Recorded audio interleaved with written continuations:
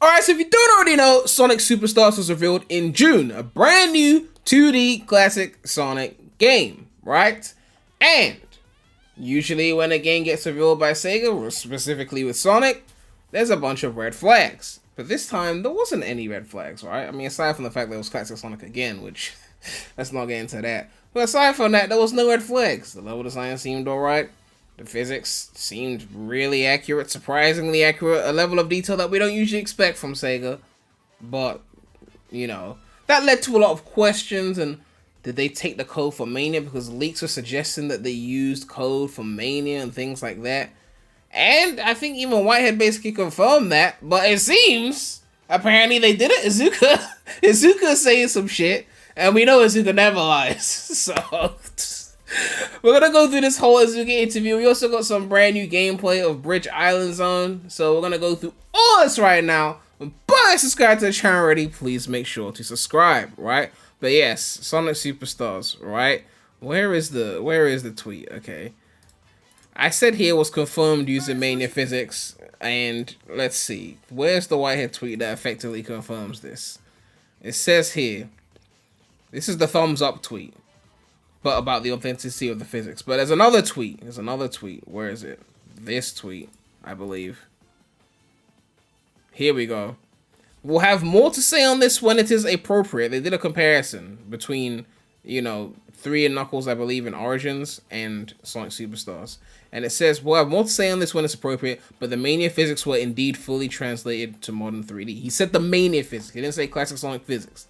Just to be specific, before we get into the interview. So I just want to make sure that that's clear before people say, well, maybe Whitehead didn't mean... No. Okay. Let's go to the interview. It says, how Sonic Superstars was born from a Zoom drinking party. Yes, that's right. Sonic Creative Officer Daddy Zook explains why the next side-scrolling game needed to leave Retro behind. I don't know in which way they left Retro behind, because it's not pixel art. Is that it? Or because they added the Wisp wheel? The Wisp wheel. Oh my god, I'm so calling it the Wisp wheel. Anyway, for years, Sega seemed to struggle to figure out what Sonic the Hedgehog game should be in the modern era, because they decided that Heroes hadn't happened, so we don't know what to do. The tussle between trying to appeal to hardcore fans and expand to a new younger audience led to countless awkward compromises as the Blue Hedgehog attempted to please everybody at once, speeding through familiar courses in one moment, then transforming into a werewolf. Oh god, for fuck's sake. Can we just move on, please? In comparison, recent games feel far... multiple? Sonic Mania is the mascot's best side-scrolling game since the night. We're gonna pretend Sonic Rush doesn't exist, of course, because how dare we acknowledge anything good from the 2000s. While Sonic Frontiers did a largely successful job of bringing a template to a large open-world 3D environment for the first time. I hope they mean open world for the first time, not 3D for the first time, because by alternating its casual and hardcore games, Sonic Team seems to have found a rhythm that works. This year's game, Sonic Superstars, attempts to take the classic feel of Sonic Mania and update it with modern visuals and drop in, drop out co-op. Drop in, drop... As in, oh, people can play in and stop playing, kind of like New Super Mario Bros. Basically. Crucially, it's also the first game in over 20 years attached to Sonic's original character designer, Naoto Oshima, who is leading development with the studio Artist. At Summer Game Fest, Video Games Chronicle, or VGC, sat down with Sonic Creative Officer Daddy Zook to discuss the new entry and hear the story of how it was conceptualized during a Zoom drinking party. Who's working on the game? Sonic Team appears to be partnering with Artist, but are you collaborating with Headcanon or Christian Whitehead / Retro Engine at all? Iizuka says, when we were making Sonic Mania and the game was finished and Chris was done, we had a conversation with Chris and the team about what the next 2D game we should make should be. We had some concepts and ideas laid out between the teams, but we couldn't kick off the project, and so it disappeared for a while with Chris and the team. They won't say why it didn't happen, we know why, but, you know. I'm friends with a lot of my old co-workers, and I was having a conversation with Oshima-san about how we should make a Sonic game together, and if he'd be interested. He's the original creator of Sonic the Hedgehog, the visual design, not just like everything, but... And so we had a conversation about whether his company Artist would be interested in working on a Sonic game. So there were ideas with Chris and the team that fell through. Sonic Superstars is really all developed by Artist, but Sonic Team in Japan is working with them on design and some other elements. Artist and Oshima-san are 100% developers of the game. The physics in Superstars, like in Mania, feel incredibly authentic to the original Sonic games. How challenging was implementing that classic feel in a side-scroller 3D elements? Iizuka says, when making a new classic Sonic game, what the team felt was most important was recreating the classic experience. So yes, the team would be creating 3D assets for the game, but they needed to have the physics and feel of the game to be just like the classics. That's what we had Oshima's team do at the very beginning. We said, if we can't execute on that feeling, then we shouldn't be doing this project. That was really the turning point for the project. The team at Artist were focused on looking at the classic gameplay and recreating that with 3D assets. When they were able to do that, that was a starting point where we said, okay, we have a game that plays and looks like the classic games. How can we add new features on top of that?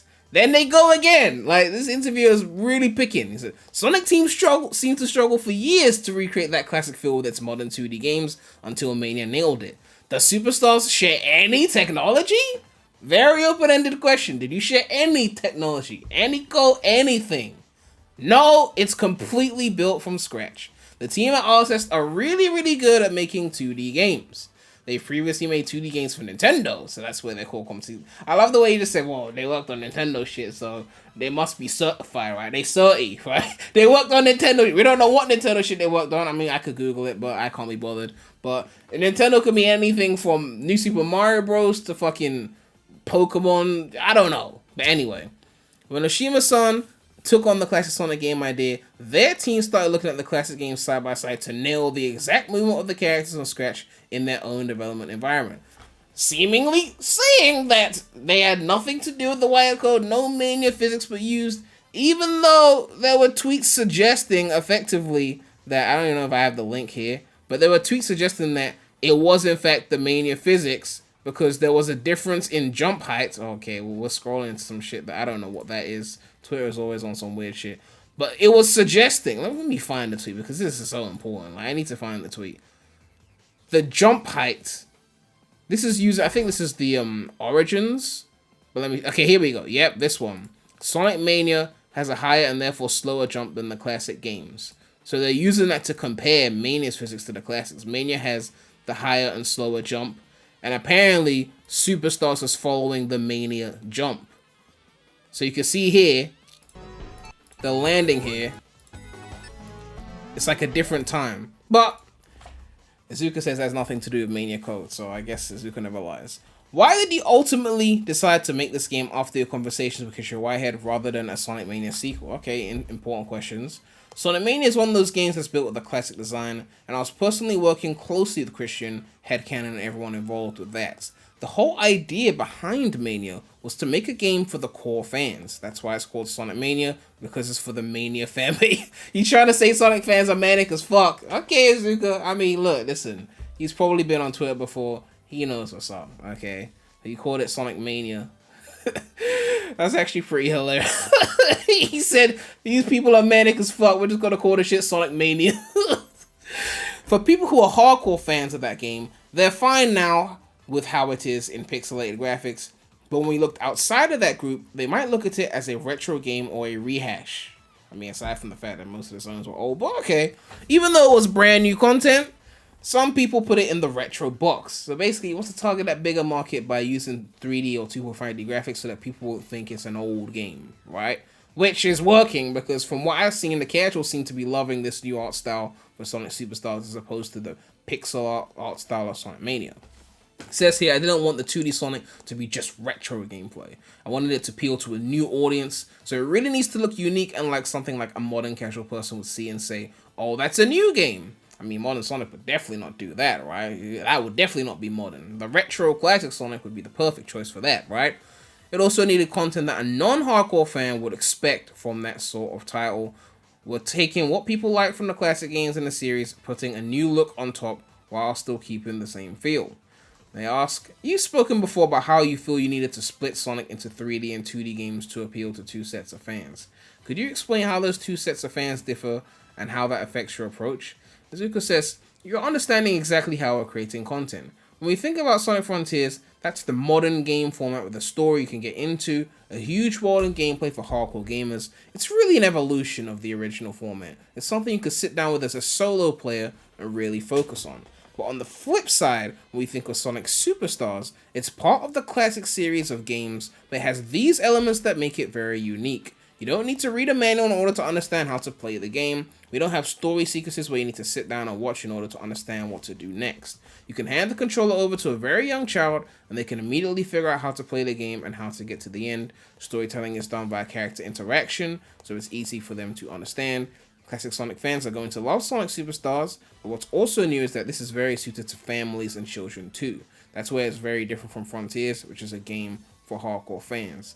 I get what they're saying in the sense that Frontiers is more dedicated to hardcore fans because, you know, it's a 3D open zone game and casuals might not get into that as quickly as something like a classic Sonic game, which is go from left to right.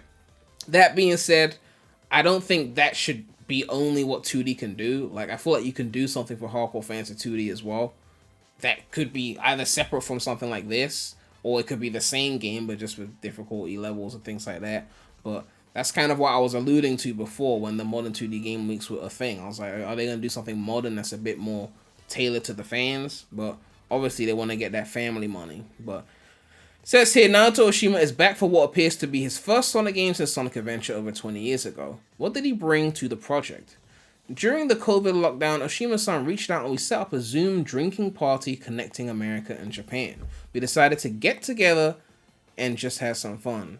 During this conversation, I mentioned that I wanted to make a new 2D Sonic game, and Oshima-san replied, "You know what? Me too! That sounds like a really great idea." So what started out as a really casual conversation ended up being executed on. What Oshima-san really brings is his classic Sonic experience, having worked on Sonic 1 and Sonic CD. It's a decent track record, 50%, not too bad. He has an understanding of how to make a true classic Sonic game. Christian Whitehead and his team are all fans and love the series so much, which is why they were able to make a great classic game. But that's also one of the things that Oshima-san brings to the table. He knows how to make a classic Sonic experience. I wouldn't feel confident or comfortable just having some other developer with no experience working on this. I mean, isn't that essentially what Sonic 4 kind of... Well, okay, Dimps didn't have no experience. I mean, Dimps was certified from the 2000s, but they didn't have experience with classic Sonic. Although some would argue that their first Sonic game, Sonic Advance, was closer to classic Sonic in gameplay than even Sonic 4, right? But that's a story for another day, right? But yeah, that would be like a hurdle that wouldn't come out feeling like a classic Sonic game. So it sounds like Oshima-san is far more involved than just designing a few new characters. A lot of people think Oshima-san just came in and thought about what Sonic would look like, drew the character, and that was it. But he was also doing level design on Sonic 1, in addition to drawing and creating the character. So he has that experience of making a Sonic game because he did level design for the original game. Which zones, though? Which zones? That's all I'm gonna say, right? Was you working on Starlight Green Hill? Was you working on Labby? I'm just saying, because if it was Labby, like... Will any other classic Sonic dares return? When we talk about people who are still around who worked on the classic Sonic games, there are not a lot of people who are actively creating games left over from that really small group, but there are 3 people, myself, Oshima-san, and the third is Jun Sonoe at Sega, who did the music for Sonic 3 back in the day. He's also participating in the development of Sonic Superstars. Jun is the music director on the game and is really focused on making it sound like a classic game. But obviously, he's not sat around creating all this music himself. He's working with internal teams at Sega to create music in that classic Sonic vibe, and he's also working on some external teams such as T. Lopes, who helped out on Sonic Mania. I mean, he basically did most of the shit, but okay. Superstars is a full price title. Could you give us a sense of how much content is planned for the game? We can't really speak to all the features at this point because we only just announced it, but stay tuned as we'll be revealing more about the game this year. But from my perspective, thinking about what a 2D Sonic game should be, it's definitely hitting the level of content that 2D Sonic games should be. Well, this one costs more than the previous ones, so I feel like, you know, let me not get into that, okay? You're introducing co-op multiplayer with this game. How does the experience differ between solo and multiplayer, and did you have to tweak the classic gameplay to cater for multiplayer? 4-player cooperative multiplayer is like the core base that the game could be played in. It's not like you have to play with 4 players to get the most out of it or beat certain modes. It's literally that if friends come over to your house while you're playing, they can jump right in and you can continue together. The game will never change. It's really just jump in and jump out co-op. To dig down even deeper into your question, the level design doesn't change when you have more players in the game, but the game experience will change depending on which characters you're playing with. So for example, Tails and Sonic, just like in Sonic 3, Tails can carry Sonic to different locations, or because we have Emerald powers now as well, which I'm calling the Wisp Wheel now, you can use each other's powers to get each other out of a tight spot. Why did you decide for local play only, and could online be added in the future? Okay, asking the good questions. This interview is asking the good questions. Because the gameplay is so fast. Even in one frame, you can move so far in the level. We didn't want to put this feature in where there would be lag, and people wouldn't have fun because of the technical requirements. So we wanted to keep it to that local shared experience. We've never heard of rollback netcode. We never heard of anything like that. No. That would be ridiculous. Online, the technology is just not there yet, even though the Dreamcast did it already, but apparently 20 years later, it's still not there. So, let's keep going. Why did it take so long for Amy to be playable in a 2D Sonic? And how did you go about deciding how she would play? Having classic Amy be a playable character was something we always wanted to do. Even during the Sonic Mania development days, there was talk about how we could put her in, but we couldn't get it done in time. However, we have worked on putting her into the Sonic Origins Plus release, which is something we worked with Headcanon on. For Superstars, we really wanted to work on a unique moveset for Amy and to make her different from the other characters. For example, if there's an enemy with spikes, even if you're in a balled up state when you hit them, you're going to take damage. But Amy uses an object, she's not touching the enemy herself to destroy it, she's using her hammer, so she can defeat enemies that other characters can't. Okay, so there are elements of Amy that are unique to her, and maybe players will have an easier experience with her. So she's the easy character. Usually that goes to Tails, well, okay, I guess Amy's the easy character now. And we've got the final question here. With Somebody Amiga and 2D Sonic making a return, what are the chances of Sonic Team's other franchises coming back to life, such as Nights into the Dreams or Burning Rangers? I can't say yes to anything right now. Those days in the creator also for Sonic, so I'm totally focused on our Lord and Savior. So I can't really speak for anyone else. But Sonic Team in Japan has been ramping up and hiring lots of people recently. Yada yada yada, I don't care until it's Crazy Taxi. So, what do I have to say about all this stuff? Before we get into that, there's some new gameplay of Bridge Island. So, I'm going to play that footage while I discuss my thoughts, because it's really just classic Sonic footage. There's not really much to react to, so I'm going to play that in the background. And I'll also play this Bridge Island Zone theme recreation. You can check this out. I'll link it in the description. Just, you know, because it fits the... They basically recreated the music of the level based on what it sounds like, you know. So it's not a perfect recreation, but it should give you the vibes, right? How do I feel about what Iizuka said? I think I've got three major things to say. One, the Mania shit sounds like cap. I believe they used the Mania physics. They've never been this meticulous ever. Ever. Right? The last time they got classic Sonic physics right was in the 90s. And then Mania comes and does it after they failed multiple times to do it in Sonic 4, in Sonic Generations, in Forces since they were developing that before Mania. And now all of a sudden you got it right? No, you used the Mania code. Even Whitehead was saying you used the Mania physics. Listen, that was cap. Second thing I want to talk about is the online situation. It just sounds like an excuse. I mean, look, I know they're copying Nintendo with the we want the big New Super Mario Bros. Wii high sales, drop in, drop out co-op experience. I get that. That doesn't mean you gotta copy the limitations as well. We're in an era where online should be a standard for this kind of shit. But they said there was some kind of online battle mode. We haven't heard more about it since we heard it first time. It better be good enough to carry this game, especially if you're charging full price. It's gotta be something that we come back to. It can't be like beat the game in a few hours and no reason to play it again, and that's it, $60 spent. If I beat it in less than 2 hours, I'll refund it. I'm joking, okay? But yeah, the online shit, bullshit cop-out, right? I would have rather had laggy co-op than no co-op. I'm just saying. Doesn't Sonic 4 have online? Like, I think it's like peer-to-peer, so there's no servers involved. It's laggy as fuck, but it's there. I'm just saying. Laggy online would have been better than no online. Like, Mario Maker had... I haven't played Mario Maker in a while, like Mario Maker 2. But it had some of the laggiest online because it, like, used the lowest common denominator. Whichever player had the worst internet connection, everyone basically was playing at that level of lag. So if you ever joined, like, a 4-player Mario Maker level and one person had bad internet, then everyone had bad internet for that. It was just slow motion. It was horrible. But it was still better than no online. It's actually ridiculous how that is still better than no online. I just think they should have done something like that, okay? The third thing I want to talk about is Iizuka's way of segregating the fan base. Like, he talks about how like the 3D games are the hardcore games, like Frontiers. It's got story and more things you got to think about, so it's harder.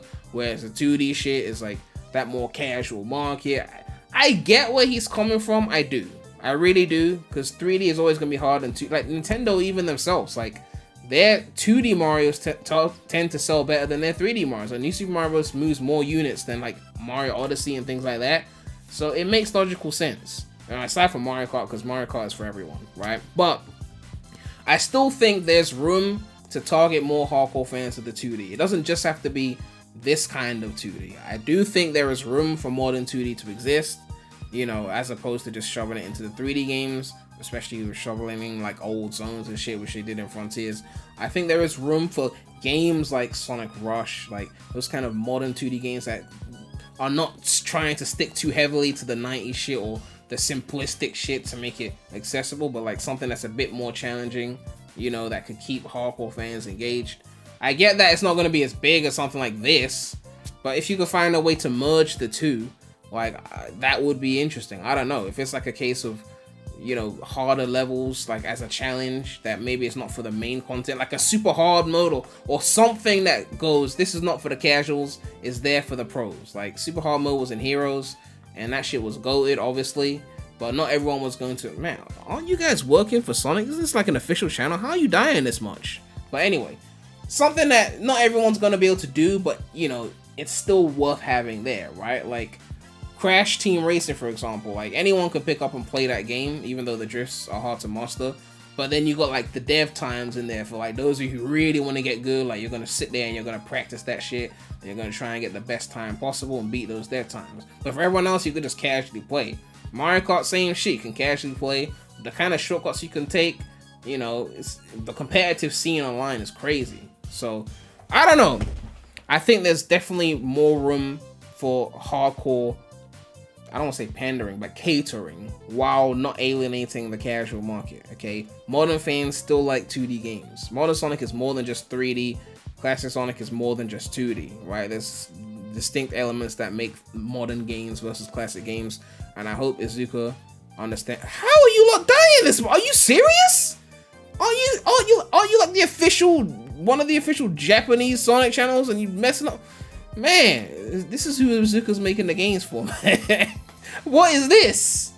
Oh my god. Anyway, let me know what you guys think about this Iizuka interview. Do you believe he's telling the truth when it comes to the Mania physics? That it's all recreated from scratch? No using the Mania? Man, I don't believe that shit for 1 second, man. Not 1 second, man. Anyway. I think we've pretty much shown the footage as well. Okay, there's a few more minutes left. I guess I could show the rest of the footage at the end of the video. If you want to stick around and see that, you can do that. And of course, a big shout out to myself. Subscribe to the Non-Sonic channel, link in the description. But yeah, that's all I have to say right now. So, Premy out!